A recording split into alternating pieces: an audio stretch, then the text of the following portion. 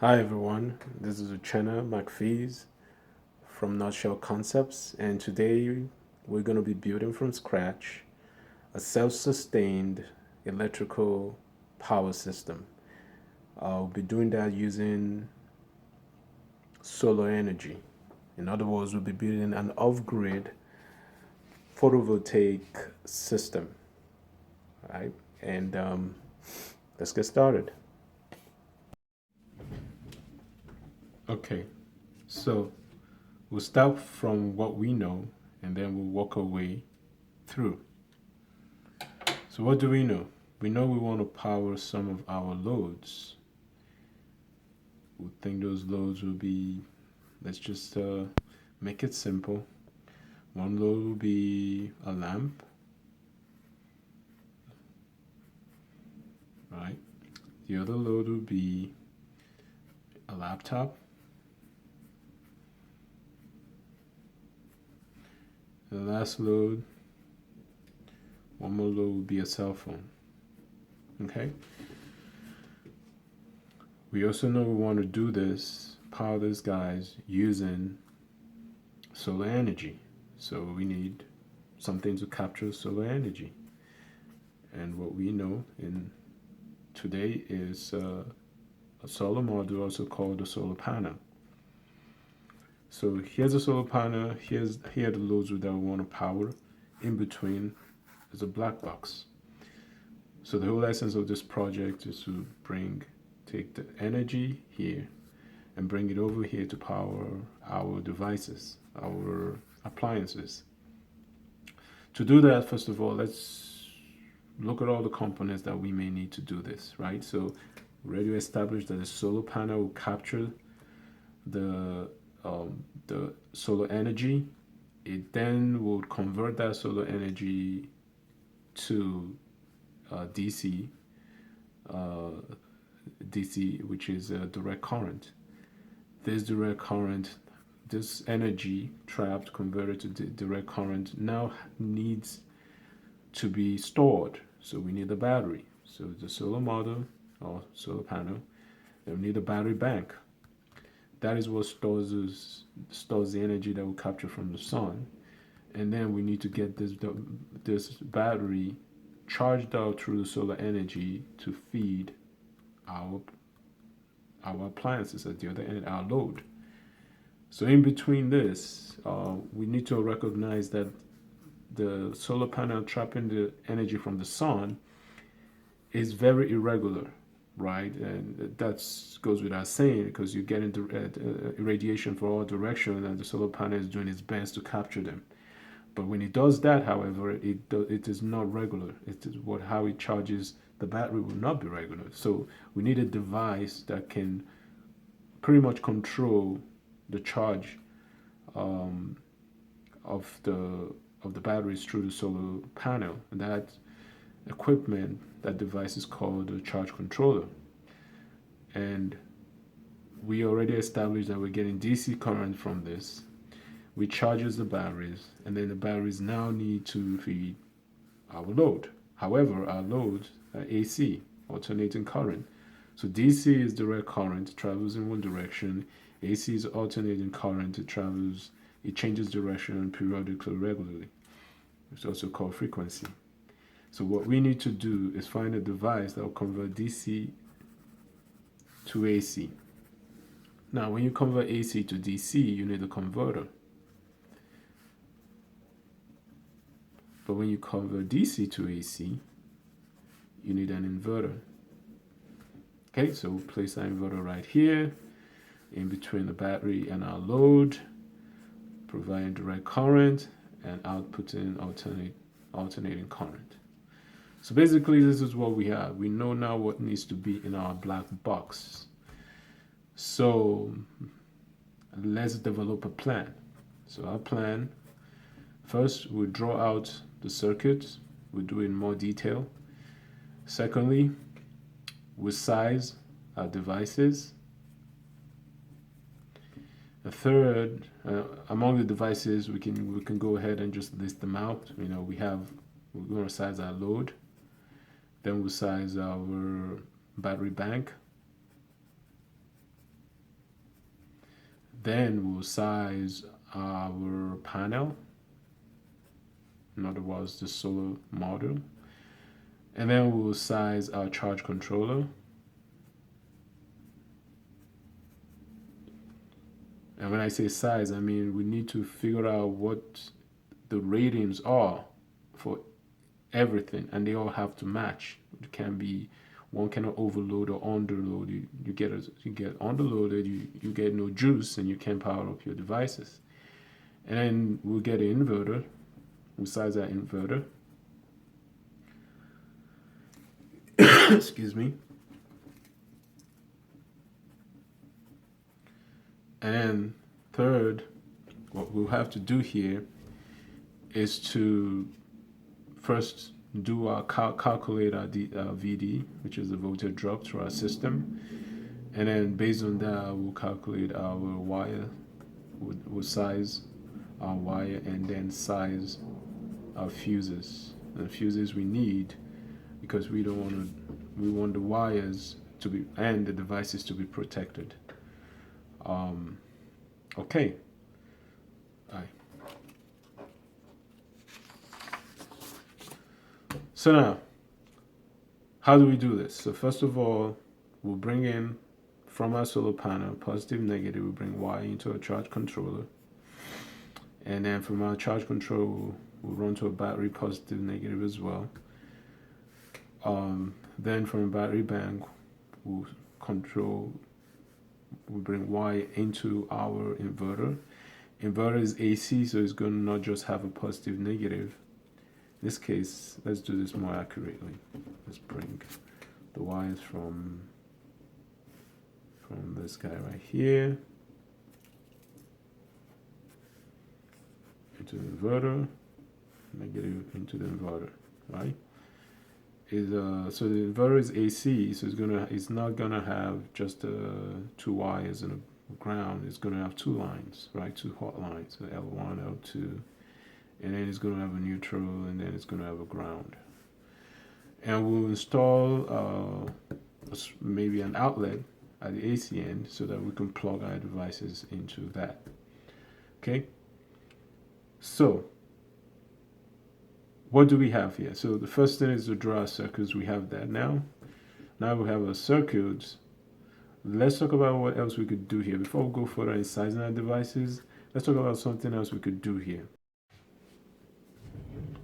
So if I wanted to get fanciful, I could connect a switch right here, right?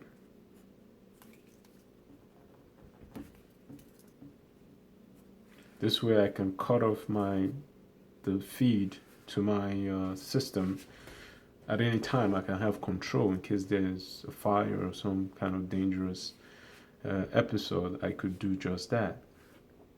And another thing that I could do with this is connect from this to connect my switch to a relay, right?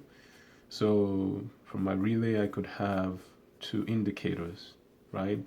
A red bulb, a red indicator light, and a green indicator light. I'll make the red indicator light normally closed and the green indicator light normally open. That way, this will always be red when nothing is going on, but when I throw my switch and close the circuit, this will go off, this will come on indicating, the green will come on indicating that this is now live, it's not energized. That's one way to do it. With a relay, I could easily do that. If I want to get even more fancy, I could actually, take connection from before my battery, and I could connect that to an integrated circuit, and after my battery, connect that to an integrated circuit. I could build an integrated circuit such that it will have gates and diodes and whatever I need, and I can take the electrons and the signals coming through here before the battery to tell me the status of what is before the battery, and everything that happens after the battery to tell me what the output of the battery and the input to the inverter is. I could take that, build a integrated circuit, have that integrated circuit maybe connected with a communication wire, Cat 5 or 6. I bring that to a modem, and then that modem I can connect to. I can have that modem connected to a LAN, which is a local area network, or WAN, which is a wide area network, or the WWW, which is the internet. I could have that connected to my computer, which has a software in it, in which case I can now remotely control the system, right? That's another fanciful way to do it. So this would be another black box I need to come up with logic and algorithms to be able to build an integrated system that can read, and I can do whatever I want with this. It could actually read whatever is happening here. If there's current flowing in this direction and at whatever rate, I can convert that to binary impulses and have them, read and interpreted via the modem to a LAN connection and the internet. That's another way. Speaking of being fancy, if this were a bigger system, I wouldn't be putting an outlet here. I would actually connect this in a home. If this were a grid tied, which means if I were trying to feed my home with this, I'll connect these guys to a distribution board, or distribution panel as they call it, on the either just before the meter, on the line side, or I can connect it to any of the terminals inside the panel on the load side, and that way I would have an alternate source of energy whereby the utility from PS&G or Con Edison is feeding me, and I am supplementing that with my system. In which case, if I'm producing more than I'm consuming right here at the load, I will be feeding back into the grid. Okay. All right. So let us do a thorough design of what we need to get done. All right. So a solar panel, we need to, having drawn our circuit, let's complete that with wires coming out of solar panel into a charge controller, from a charge controller into our batteries, from the batteries to an inverter, and from our inverter to our outlet, right? So let's size our devices. First of all, let us start with the load. So the load, I said I have a lamp, a laptop, and a cell phone. So with a cell phone, a regular cell phone would draw, the adapter would draw like 5 volts and 1 amp. And a laptop is in the neighborhood, it will go with a 12 volts and 2.58 amps is generally. Could be a little more, 3 amps, could be a little less. And by the way, we're assuming that this feed out here is 120, which is so in the United States. In Europe and all the African countries, there's a 240 volts out on the output of the inverter. That meanwhile the feed, AC feed to the utilities, 120 in the United States, and 120 in many other parts of the world. So right now we have a 12 volts, 2.5 amps. The lamps, well, there are 3 types of, the lamp doesn't mean anything, it's just a shell. What really draws current is the bulb, right? So the bulb, if it's an incandescent,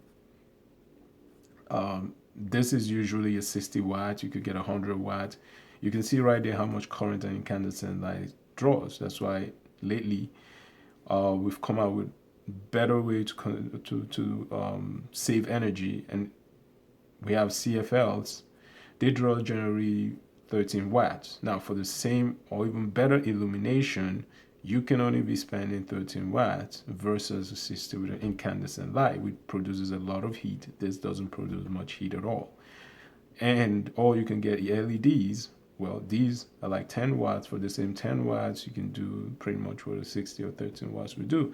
but downside, it's more expensive, right? So this is the seems to be the most efficient, cost efficient way to go nowadays. Until LED hits economics of scale, CFL seems to be the way to go. So we'll go with CFL. So all right. So now we got our load. We got a 13 watts, 501 amperes, and 12 volts, 2.58 amperes. Now that is what we generally want to, for this system we're building, we generally want to have our loads consume this much, right? So we have to convert this to get what actual power, which is measured in watts, how much power are we consuming on our load. It'll be the 5 times 1, which is power is, current times voltage. So 5 times 1 will give 5 watts. And 12 volts times 2.58 amperes, which are approximately 31 watts. Excuse me. And we have a 13. So totally, we have about 50 watts of consumption. Now then we have to decide a continuous load, right? So the instantaneous is 50 watts. Once we plug it in, 50 watts is drawn if we plug all this in at the same time. But if for our continuous loads, how long are we going to have these three running at the same time?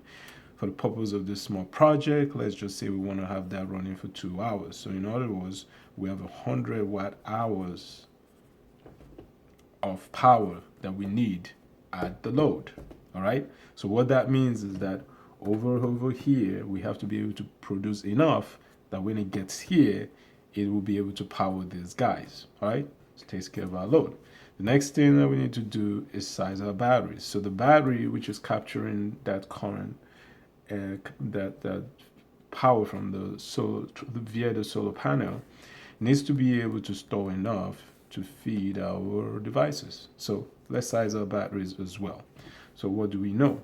So our batteries, we know now that we want 100 watt hours, right? But there are restrictions to what the batteries can do. So we know we're getting a 12, batteries come in 6 volts, 12 volts, 24 volts. Dip cycle is what we usually use if we want to be able to do this, to do solar energy. People use car batteries, but car batteries are less efficient, and the industry has become bigger, so better. So there are batteries called deep cycle batteries that are even better batteries, lithium batteries that we even do better. But let's just consider that we're going to be using a 12 volt batteries in this case. So with the 12 volt batteries, what is the capacity of the battery, right? So how much current? What do we know? We know we're going with 100 watt hours. We have 100 watt hours of load. So therefore, we can find current by going 100 watt hours divided by 12. That gives us about 8.3, amp hours, right? 8.3 amp hours.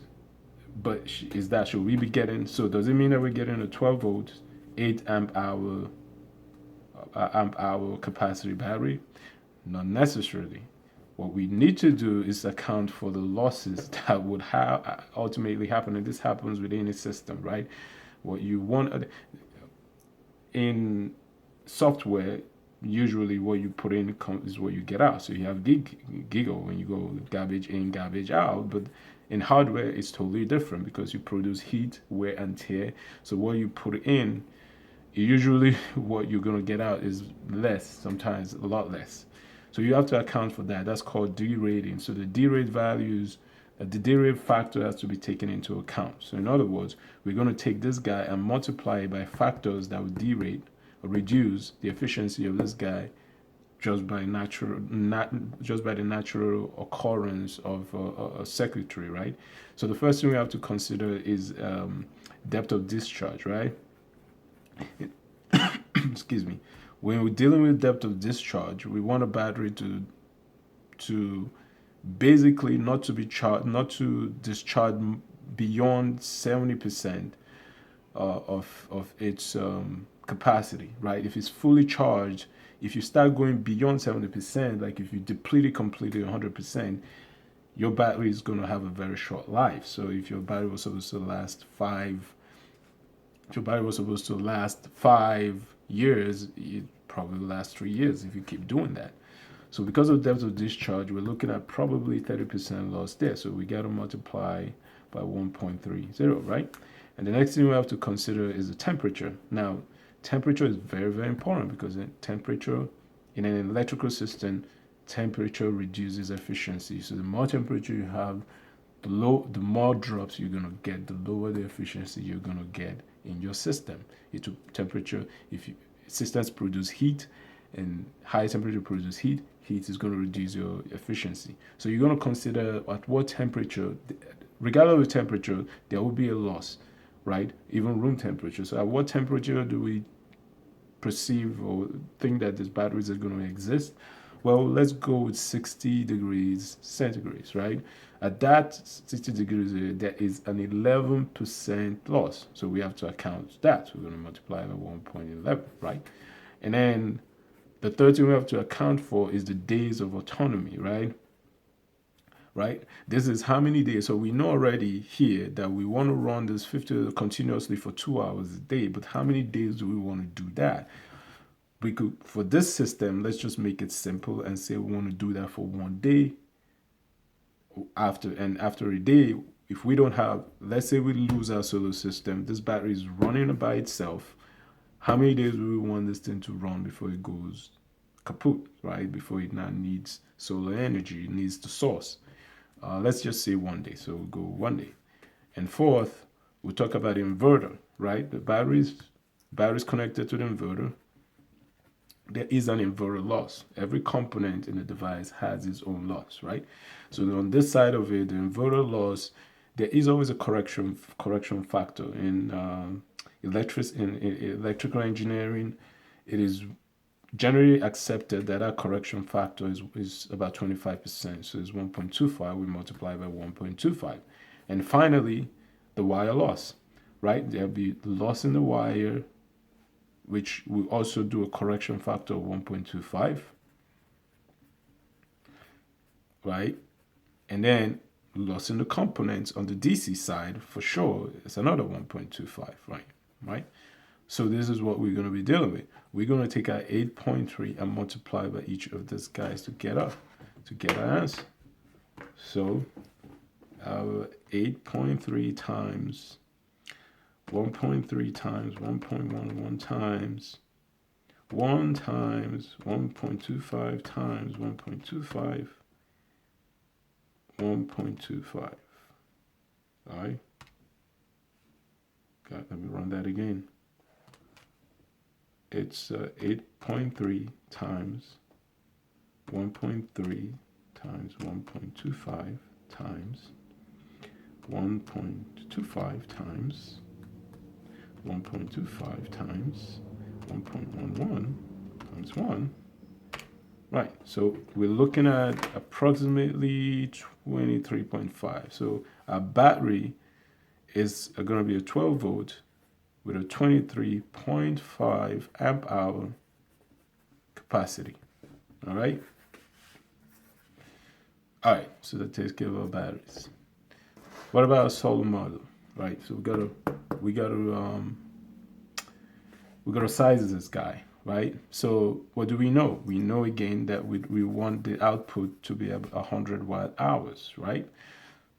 Again, the solar panel has its own problems, right? So if at 100, what we want is 100 watt hours, we also know that what we're putting in here, it's not going to be 100 hours. If we put 100 watt hours here, we're not going to get 100 watt hours out here. So we need to know how much power we're going to put out here. But to do that, we got to know how much power this guy is able to capture every day. That brings us to something called the peak sun hours. How many hours in a day is this guy going to be exposed to enough sunlight that it actually produces the kind of electricity we're looking for, right? Generally, if you go to the internet, you can just type in peaks on hours and you type in your location. Generally in New Jersey, those peaks on hours is about 4.21. So what you do is, since you have this 100 watt hours, you divide it by the number of hours that you will get good sunlight, peak sunlight, and then that product is what will give you basically because now this is hours and hours is will give you the wattage, the power that this solar system needs to have. But it doesn't end there. There's a lot of loss from the solar panel. Remember, the solar panel is capturing a whole lot of stuff, and like every electrical system, there's loss, right? It will be losing in the neighborhood of 33% of everything is getting in. Now, before you think that is too high, is a regular electric grid to your utilities usually has even a lower percentage efficiency than this guy, right? So you will look in more losses, something about 60% of loss in a regular electric grid. So this isn't bad at all, right? So what we do is to take our 100 watt hours divided by the 4.2, which is the number of hours of sun that is exposed to, and then divided by the remainder by how much is it, which is the difference from 100% is 67%. So divide this by 0.67. That will give you the wattage that we want to use, right? So this is in the neighborhood of, I'd say about 35, about 35 watts, right? But because we anticipate that we may want to put more loads at this end, it may not be a bad idea to get something double this, somewhere in the neighborhood of 75 watts, right? In that case, all we need to do is swap out the inverter and increase the sizes of our batteries if we ever want to increase this guy, because already we have the capacity for the solar that we need. So let's just go with we could be getting this, or we could get this, but let's go with this because the difference between the price of this and this is not that much for a solar panel. We should might as well, because there's a possibility we'll increase the number of loads that we're doing. We might as well just go with 75 watts. So that takes care of our battery, that takes care of our solar module. Now the charge controller. Charge controller is easy. Now on a solar panel has a label on it, right? That label tells you a few facts, right? It tells you what the short circuit current is. It tells you what the maximum current is. It tells you what the open circuit current is. It tells you what the maximum voltage, open circuit voltage, it tells you what the maximum voltage is. Coming through here. We're getting for this a 12 volts, 75 watts solar panel, right? So we already know this voltage, which is also called nominal voltage, right? V nominal. But to be able to size our our charge controller, we need the short circuit current. The short circuit current is the largest current that this can produce. It means if you had no loss, right, under standard test condition, if you had no loss in the system, this is what will go through that system. So you want to size with that guy. So what you do is for this guy, you take the short circuit current and you multiply that by your correction factor, right, 1.25. That will give you the size of the charge controller you should be getting. So in this case, the INC for 75 in the neighborhood of 4.18 maybe, right? And multiply that by 1.25. Well,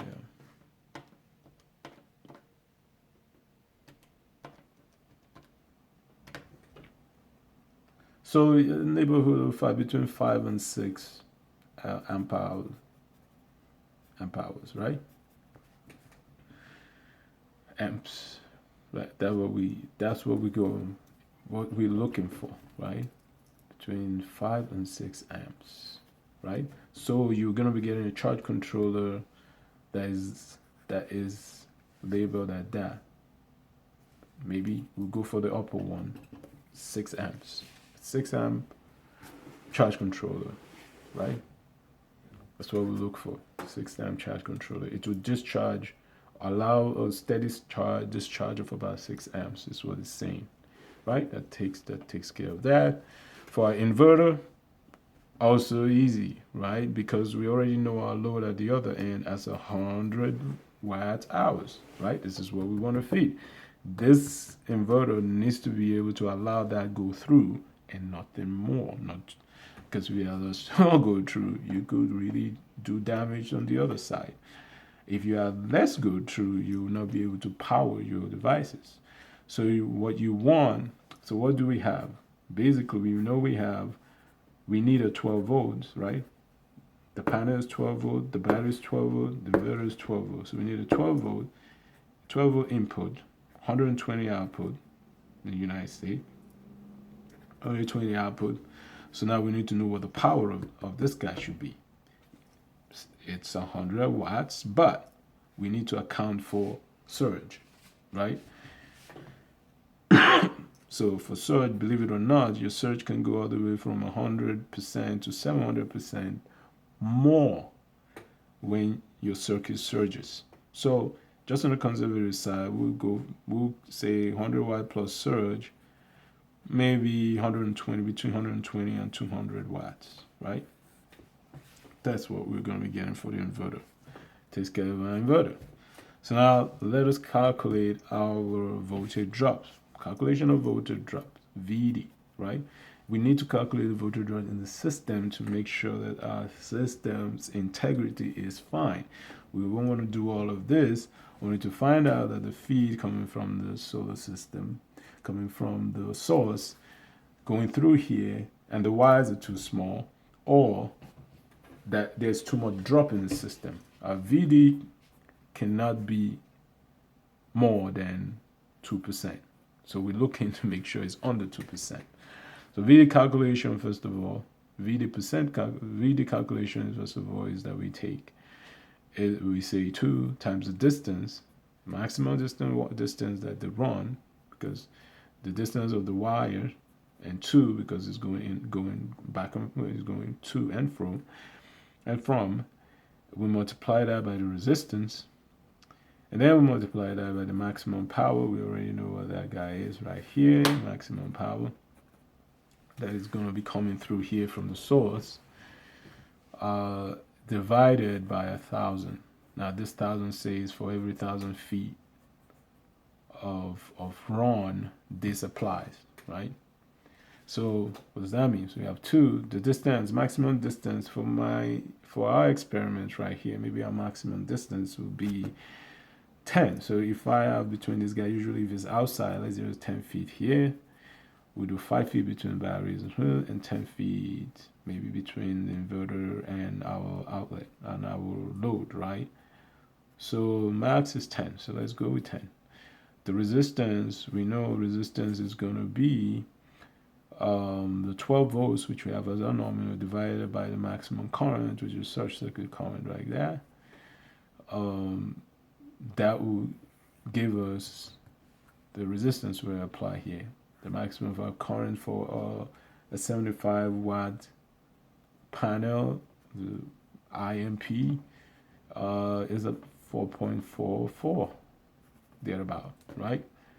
So when we do the math, 2 times 10 times our R, which is 12 over the INC count, which we figured out was 1.18, times IMP divided by 1,000, and our answer comes roughly in the neighborhood of, we could do that math. It comes, I'd say it comes in the neighborhood of 0. Maybe 0.4, or 0.004, 0.004, right? But in order to get the percentage, we're going to have to divide. So VD percent is dividing the VD, which we get, which is the 0.44 by, is dividing VD by 12. Yeah, you divide that by 12 again, right? So that is what gives us our 0.044. We could actually do that math, but just to keep it simple, given what I'm looking at, this will not be less than, it would not be less than It will not be more than 2%. I'd say in the neighborhood of about 0. Maybe 4%, which is good. If this were longer, which brings us to something else. There is, if this were longer, how do we correct it? Well, our worries about the wire, right? So if we want, the wire needs to be able to carry the current, and the current that's going through it needs to be we need to make sure there's not too much drop so that we still have juice in our system. So how do we do that? Well, we have to be able to use some metrics that is already established in National Electric Code. If this is current and this is the gauge of the wire, which is size of the wire, American wire gauge, and then this is ground. For a 15 amps, let's just say 20 amps, 30 amps, 40 amps, and 50 amps, you generally understood that for nominal voltage, everything being normal, assuming that everything is below the 2%, you're gonna have a wire gauge of 14 here, number 14 wire gauge here. You're gonna have a 10, 12 wire gauge here, 10 wire gauge here, 8 wire gauge here, and you need a 6 here. The ground will be one size upper. By the way, notice that the lower you go, the bigger the size of the wire. That's how the gauge works. Don't ask me why. There might have been a reason, but that's what they do. And then the ground is just one size up. So this will be 12, this will be 10, this will be 8, this will be 6, this will be 4, right? So everything being normal, we know now that our wire, that brings us to the next size in our wires and features. We know that our wire, for the current that is going through here, not a biggie, we're going to use the number 12 wire, right? And here we're going to use the number 10 wire. And here we're going to use the number 12 wire, just given the amount of current going to that matches those. We might have gone a size higher just to be on the safe side, right? Okay. Now, I think we have everything. Now let's put it all together. Okay, so recap. We got a circuit done, we got a load calculated, we got a battery bank size, we got a solar module size, our charge controller size, inverter size. We calculated our VD, we discovered that we're good, and we sized our wire. For our fuses, it's the same thing. We just need to take the current that we know about, current that we're going through the system that we know about, which could be the maximum current, and then multiply that by a correcting factor, right? So for the fuses, that leaves us with, on this side, we'll be going with a 10 amp fuse. And down here, we'll be going with